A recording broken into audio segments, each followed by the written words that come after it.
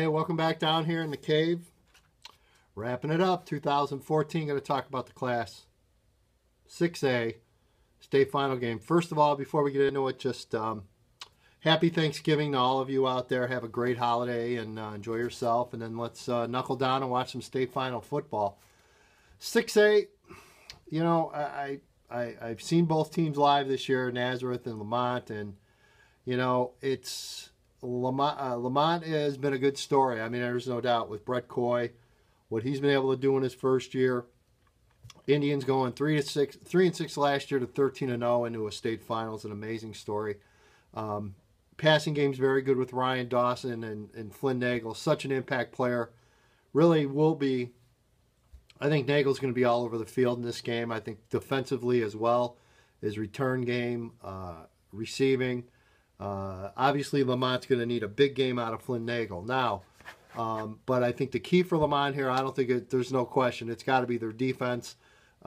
You've got to be able to contend, first of all, with Nazareth's size, speed, and athletic ability, which is considerable. You know, Lamont, though, I tell you what, defensively they have played great in the postseason. I mean, sure, they're scoring points. Everyone knew about the offense, but defensively, Lamont has had some challenges. I mean, Richards was a great challenge. Really slowed down a potent Richards passing offense. And then last week against Peoria and Notre Dame, got enough stops to beat them to advance, and that's a heavy run team. So Lamont's defense is battle-tested here. And, you know, the biggest challenge of all the way to Nazareth. Now, if you're the Indians, I think, again, the key to me is your front seven defensively. You've got to be able to take on Nazareth and slow down that running game. Now, the one team that I saw this year that I saw live that was able to hang with Nazareth was Joliet Catholic. And, you know, I think how Joliet Catholic was successful, number one, you won first and second down, which Lamont defensively absolutely has to do. Put Naz in third and long, obvious passing situations.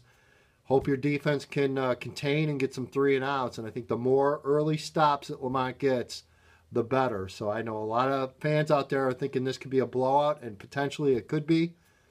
Yet I wouldn't discount that Lamont defense in this game. Now, Naz, I mean, they have been on an absolute roll. They are just running clock everyone in the postseason. Not a big shocker if you saw the Roadrunners this year. Gigantic offensive line, a lot of talent. 4 Division I kids starting on the Roadrunners offensive line. A great backfield with depth between Nolan Dean, Julian Love, I mean, Ivory, Kelly Martin is back. So, I mean, that's a powerful, powerful backfield.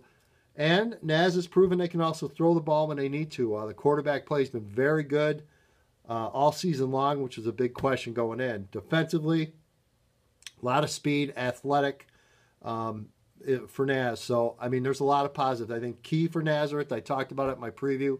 To me, it's Julian Love, who I'm sure Julian, just a big-time playmaker in all aspects. Kind of like a Flynn Nagel. Return game, defense, offense.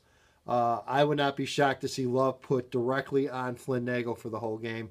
And that's a tall task because Nagel is the kind of kid, you miss one tackle, he can shake you and be gone. And I think Love's responsibility is going to be really Flynn Nagel and make sure Nagel isn't able to break off those big plays, and that's a key.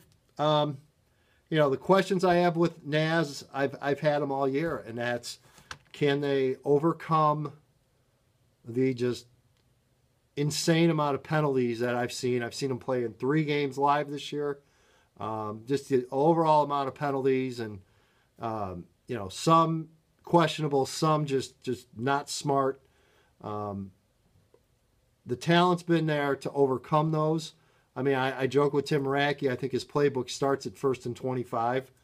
But eventually, that could come back and haunt you. And in a big game, in a big stage like this, well, the 2 questions I have is, number one, will the refs actually throw those amount of flags in a state final game? That I'm not sure of.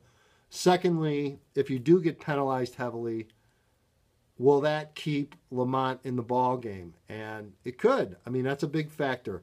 Otherwise, if the flags are at a minimum, I think Naz has just got a little bit too much here for Lamont. I am going to pick the Roadrunners to win 6A. But again, don't discount this Lamont team. I certainly am not. And again, it's very simple.